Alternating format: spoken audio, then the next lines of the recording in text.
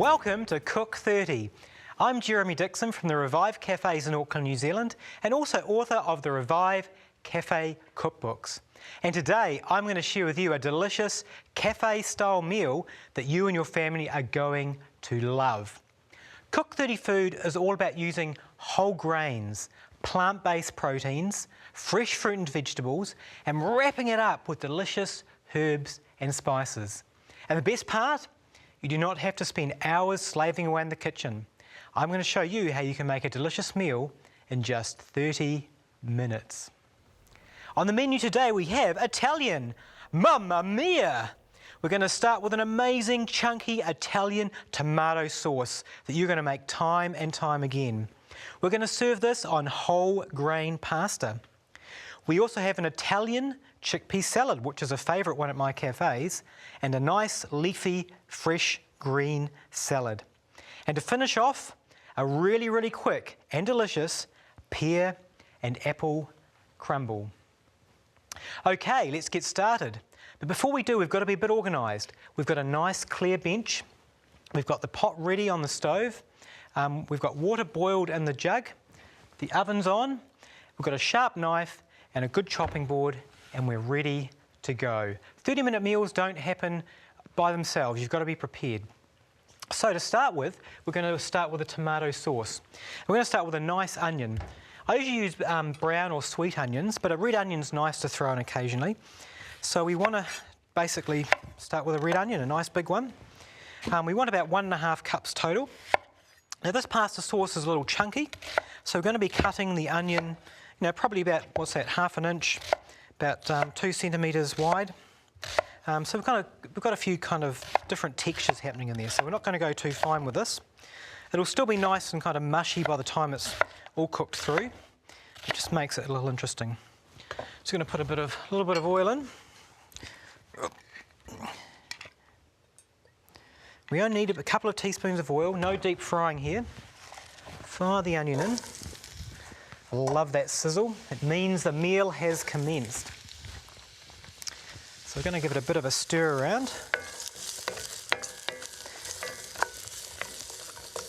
So this tomato sauce is all about two things, basically onions, and the second secret ingredient to making a really nice pasta sauce is lots of garlic. So we're going to be using 6 cloves of garlic. Normally I probably only use 2 cloves of garlic in this kind of dish, but we're going to go for 6 today, and this will just absolutely make this amazing. So with the garlic press, just put two cloves in, feed it through, skin and all. So we've got 6, so we'll do this 3 times. I'll just take some of the skin out to make it easier. Another 2, squash it in. You can also just chop it up fine if you want, but never use that kind of packaged paste garlic you find in the supermarkets. It'll just totally ruin this dish, and it's just, I think it must be a food crime in Italy if you do use it. So you must use fresh garlic. It's really inexpensive, and it only takes a few seconds to squeeze some out of the garlic press. So let's turn this up a little. Now we don't want the garlic to burn at all, we just want it to lightly saute with the onion. So I'm just going to turn it reasonably low. Oh, the onions are making me cry, they're that fresh. We're also going to add a few mixed herbs. Just the basic mixed herbs, Italian seasoning. There's lots of different ones you can buy. And they're just a combination of dried basil, marjoram, rosemary, thyme, oregano, sage, just the basic stuff. So we want about a teaspoon of that in there. This is probably not 100% Italian using dried herbs, but it just gives a nice kind of hum of background herby flavours. So we'll stir that in. And again, make sure you keep it reasonably low. We don't want everything to be burning, it's just lightly sautéing. We've got 30 minutes for the sauce, so we're going to use every bit of it. So it just cooks slowly. So we'll just actually turn that down a little bit more. Oops, wrong one. That's the right one. There we go. I'm notorious for burning things. I get distracted very easily, so I've got to be very careful. So that is the tomato sauce underway. So the next job we're going to get onto is the pear and apple crumble. And this is just so quick, you will not believe it. So we're going to start with a nice dish like this, nothing too big. And we're just going to put in some, this is apple sauce, or you can get canned apple that's kind of all crushed. So we're just going to pour it in there. You can get many different varieties. You can also get sometimes sliced apple as well to put in. We've just got some pear halves here. I'm just going to throw these in as well. Open the can. And just drain the juice. Make sure you try and get ones that are light syrup or ones that are just in fruit juice. Don't want to be adding too much sugar. Just going to fire them in there like that. And just going to put them around a bit. I'm just going to chop them up a little bit. And I'm going to use another knife because we don't want garlic in the crumble. It's a bit of a bad look when you go into this beautiful sweet dish and you've got some garlicky kind of flavours coming through. And if we use the garlic knife, that would come through. Garlic is a very, very strong flavour. So I'm just going to chop these up. They're quite big pears. Well, I'm doing this in America where everything is big and large, so there we go. And just going to flavour it a bit. We're going to use probably about 1/4 teaspoon of nutmeg and about 1/2 teaspoon of cinnamon. It's a little bit more cinnamon. Nutmeg's quite a strong flavour, so you don't want to use too much and overpower things. I'm just going to give that just a quick stir through, just to kind of let it all mingle together. To keep things kind of rustic, everything doesn't have to be perfect and done well. You want to just keep everything kind of just random and chunky. It's really interesting when you eat things to kind of get a bit of pear, then a bit of apple. So don't be scared of doing everything not perfectly. And the topping, I've just got a really nice natural muesli, a granola, and just going to just sprinkle this over like this. Traditionally you can make your own kind of muesli mix, but we want to make this really quickly, so we don't have time to kind of mix things up and put it in the oven and make our own muesli this time. So make sure you find one that's, the health stores have a better range, but ones that are more natural and not full of sugar, not full of preservatives and all that type of thing. So find a nice natural granola or muesli, and that's pretty much it. So we just put that in the oven, take probably about 20-25 minutes, and we'll get it out near the end. You may want to check it halfway through that it's not burning, and a little bit of spray of some kind of oil spray over it might just help stop it burning, so just check it to make sure it doesn't burn. So we'll put this in the oven. So that's in at 180 degrees Celsius, which is about 350 Fahrenheit. Okay, how are these guys going? Whoops, a little burning on the bottom, but not too bad. We're going to keep that sautéing a bit more. You really want these tomatoes, these onions, see they're kind of still a little bit kind of chunky and solid. It's really important that they are nice and soft before you add the next things. And that's when all the sweetness comes out, when the onions get soft. So we'll come back to those shortly and add tomatoes. Okay, now it's time to get the pasta on. I've got some nice whole wheat pasta here. The trouble with pasta is that most of it, probably 95 to 99% of it you'll find at the supermarket, is all made of white flour. But you can get some really lovely whole grain pastas. This is a fusilli, which is my favourite, which is a spiral pasta. So make sure you go for whole grain. Most supermarkets have it and they're really, really good. So we're going to use about, we're going to just turn on the heat. The trick with pasta is you want lots and lots of boiling water before you start. So make sure you turn on the gas. We've got boiling water straight in here. And we're going to fire in the pasta. So we're going to put in about probably 1.5 cups.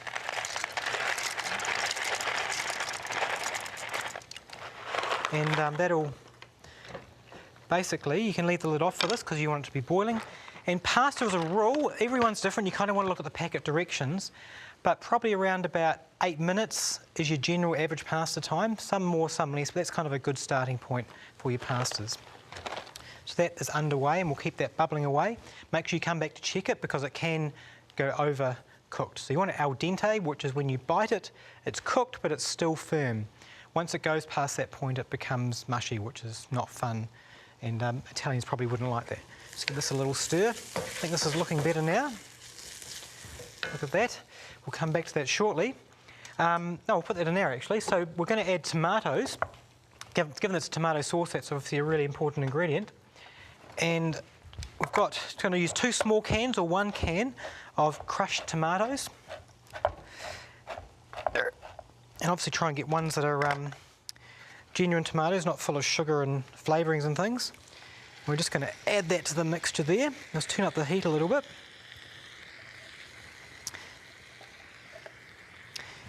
And now we've got some, I'm going to use some honey for sweetener. When using tomatoes, they're a little bit kind of acidic, so you need a little bit of sweetness just to kind of just take the edge off that. So usually about a tablespoon of honey, which is my favourite sweetener. Tomato paste, which is basically just the same stuff we put in there, but it has got less water in it. So it just adds a nice thickness and just adds a deeper kind of tomato flavour, which is really nice. So we're going to add 4 tablespoons, which is quite a lot. 1, 2, 3, 4. So you can see all that, all these great things we're putting in are just going to be really, really flavoursome. I'm going to put in a little bit of salt, probably about half a teaspoon, and that's all the ingredients for our lovely pasta sauce. You can make it with whole tomatoes if you want, but you know, the canned varieties these days are excellent. So that's going to probably take around about the next 15 to 20 minutes just to mingle around and simmer. It'll probably start getting thicker as the water starts evaporating off, and we'll just end up with a really beautiful depth of flavour that makes a really nice Italian sauce. And you can use it not just on pasta. This sauce is universal. At my cafes we use this for our lasagnas, we use it for other dishes as well, so you can use it for lots of things, or pizzas. You don't just need to use it just on pasta, so it's a really good universal thing. So we're just going to leave that there just to simmer. Keep an eye that it doesn't burn, so when it starts bubbling we'll turn it down. Now the chickpea salad. This is an excellent salad. I'll just grab a bowl, we're going to mix it in, or actually a plate. This is a really good favourite at my cafes. There's 2 chickpea salads we do at Revive that are really popular. There's a Moroccan chickpea, which is kind of a turmeric-y, cumin-y, sultana-y, Middle Eastern kind of style of chickpea salad. And there's this one, which is like your Italian one, which is using lovely Italian ingredients. So we'll start off with chickpeas, obviously. So you can, the best way is obviously to make your own chickpeas, but for convenience, nothing beats canned chickpeas. So we'll start with 2 of these cans. I'll just drain all the liquid off them.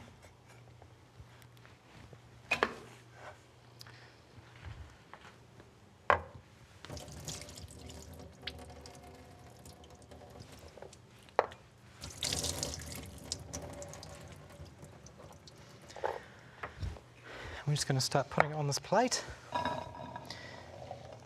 So we could mix it in a bowl, but you know, if you mix it on a plate, it just saves another dish, and you can actually mix it quite well. Okay, this guy here is starting to bubble, so we're just going to turn it down so it's nice and low, and that's just going to start to, those flavours are just going to start to cook. So we're going to add some colour, of course. So I'm going to use half a green capsicum and half a red capsicum or bell pepper, alternative names, and just going to cut them really nice and fine. So just going to make it nice and fine, so cut your strips and then dice it. Now, one of the health principles I promote in my cafes and books is the New Start philosophy, which is basically the 8 kind of fundamental things you want to do to be really, really healthy. And the first one for that is nutrition. And having healthy food makes a big difference in your life. And the number of letters and contacts I get from people that tell me how their lives get changed with healthy food is just amazing. The next one is E, is exercise. And that goes along with it as well, just getting so much more oxygen in your blood. Exercising your muscles keeps you healthy as well. Next one's water. You want to make sure you're drinking 2 litres of water a day. Just that single fact alone, people switching from soft drink to water can have huge impacts on your health. Next one is S, sunshine. So you want to get sunshine, which is important. T is for temperance, which is avoiding all the nasty things like, drugs, alcohol, tobacco. Your life and your body is so much better off without those things. Next one's air.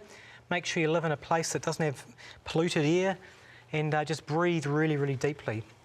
I actually had a friend once who went to the doctor because he couldn't breathe. He just didn't have enough. He found it difficult breathing and had this kind of a really hard time. And the doctor ended up giving these asthma drugs to him. So basically he took these drugs. He thought he had asthma. And then a couple of months later, nothing wasn't working. So he went to another doctor. And the doctor looked at him and goes, "You're not breathing properly." And he just started to breathe deeply from his stomach. And overnight, his asthma symptoms went, just because he breathed properly. So just make sure you breathe deeply, breathe through your stomach. And that could be, the result of many people's illnesses, just that simple act of breathing properly. And that cured him overnight, much better than the incorrectly prescribed asthma drugs did. So air is really important. Rest is important. We all know we need 7 to 8 hours of rest a night. We all know how grumpy and how inefficient we are if we don't get rest. So make sure you get good quality sleep.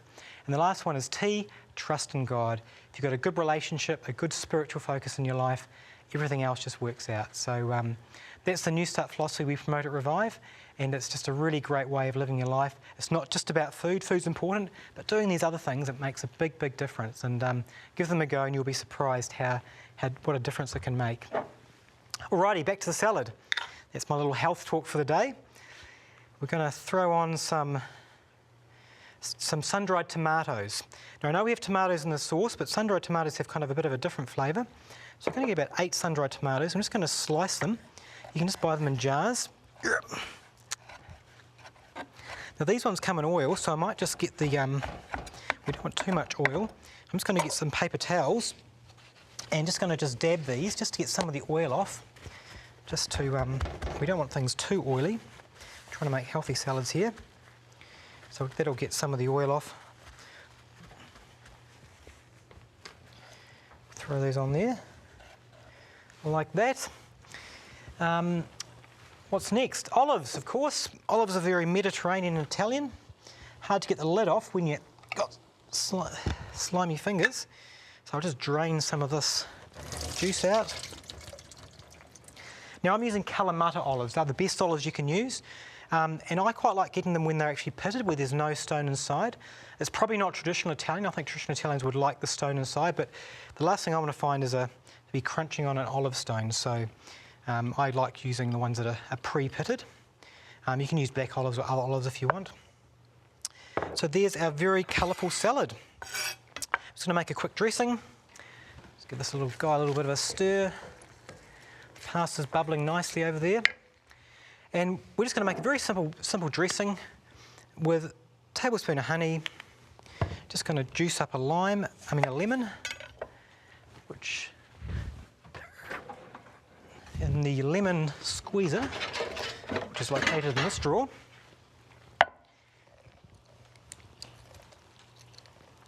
And you generally get about a tablespoon of lemon juice out of half a lemon.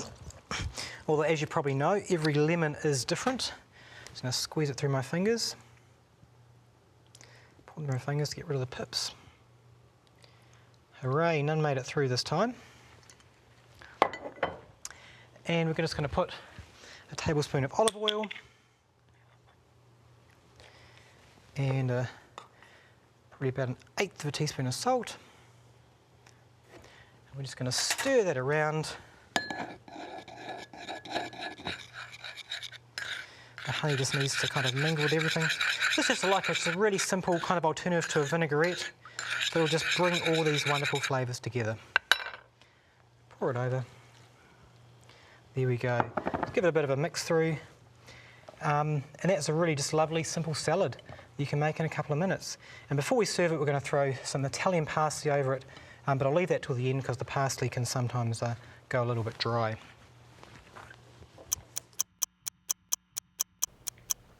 If you've just joined us on Cook 30, we are cooking an Italian meal. We have a chunky Italian tomato sauce served on whole grain pasta. We have an Italian chickpea salad, which is a very popular salad at my cafes, and a leafy green salad. And to finish off, a pear and apple crumble that just smells so good. Okay, let's get on with some of the next things. We're going to be doing a salad, just a simple leafy green salad to just have something fresh for this meal. So we've just got a nice blend of, you can get these really nice lettuce mixes at the supermarket, full of different baby spinach, and I think these are beetroot leaves and different leaves you probably never know how to pronounce. So we're just going to start with some of these. Sometimes a little bit dry, so just a little bit of water sprinkled over them. A little bit of cold water. Just brings them, just gives that little bit of life to them that kind of just makes them sparkle and say, I'm alive. So make sure you just give it a bit of a water up there. So we don't need much, we just need probably two little handfuls, just like that. And we're just going to chuck on some random ingredients. So there's some nice asparagus at the moment. So I found some of this, so we're just going to, with asparagus, you just want to break the ends off, and that kind of breaks the woody part off from the soft part. So we get rid of that, and we're just going to slice it diagonally. And with these kind of salads, there's no rules except one, and it's just all about colour. So you want to have lots of different colours. So we've got red capsicum, half a red capsicum. Just get the insides out, and we're just going to slice it long ways, as thin as you can. So it really helps to have a really good knife.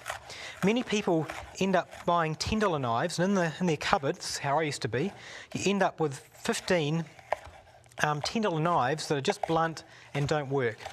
But it's much better to go out and get a good $150 knife, a good chef's knife, keep it sharp, and it will last your entire life. And it's going to make cooking far more enjoyable. I'm going to sprinkle this. So make sure you invest in a good knife. It's a very good investment, and long term it actually saves you money. So just one nice knife like this. So this is the 20 centimetre, which is, how many inches is that? It's probably about 8 inches or something like that. A good 8-inch, 20 centimetre cook's knife is just perfect for pretty much most applications in the kitchen. If it's nice and sharp, then you're going to be able to cut tomatoes and everything with it as well. You don't need just an extra serrated knife. Carrot, we're just going to do a carrot, so I'm going to peel this carrot. A bit of orange colour. And I'm just going to use peelings from this one just to make it interesting. So we're just going to just peel the carrot. Make sure you go all the way down to the bottom. And this will become our ingredient. So it just gives some nice, interesting textures. So we're not chopping every vegetable the same. We're keeping them nice and different.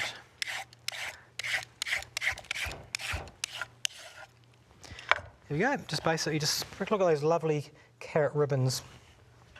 And again, when you're doing salads, we're not pushing things down, we're just dropping things delicately. We'll throw a bit of cucumber in. This is a telegraph cucumber. I'll just give it a bit of a wash. And we're just going to cut it in half, and we're going to cut it into half moons, but we're going to go diagonally. So when you're thinking cutting, think different angles, different shapes, and this just gives a nice different, get the end off there, different kind of shape. So it's nice when you're having a salad, you've got all these different shapes around your mouth when you're chewing. It just makes life far more interesting. And to finish off, we're just going to do an avocado. Who doesn't love avocado? No one's ever going to complain if you put a bit of avocado in a salad, unless you don't like avocado, of course. So just half an avocado, we'll just chop this up, put it on top.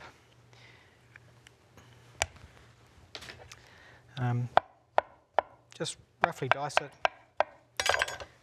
like that. And to dress it, all I'm going to do is we've got a kind of a dressing on the other salad, so I'm just going to put a little squeeze of lemon juice just to finish it off. And naughty pit come in there. Seed, there we go. And that's just a nice simple salad that we can use to go with this meal. Okay, the pasta, let's have a look at this. I think this is ready.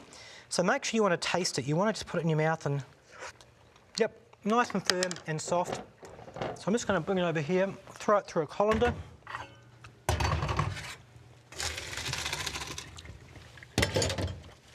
You want to make sure you get all the water out. Nothing worse than having pasta and there's like drips of water coming through. So give it a really, really, really good shake to get as much of it as you possibly can.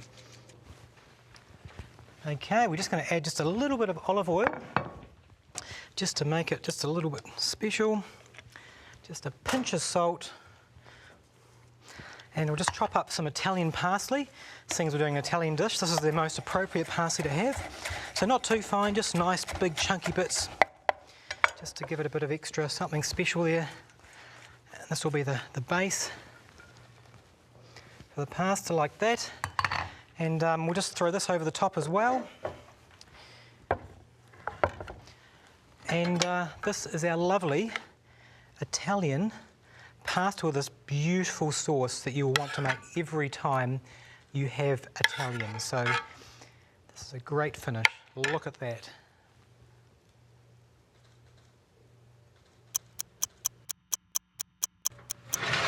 This crumble smells amazing. I know this is going to taste really, really good. I hope you've enjoyed this Italian meal and you're going to try it yourself at home sometime. Thank you for joining me today on Cook 30, and I look forward to seeing you next time.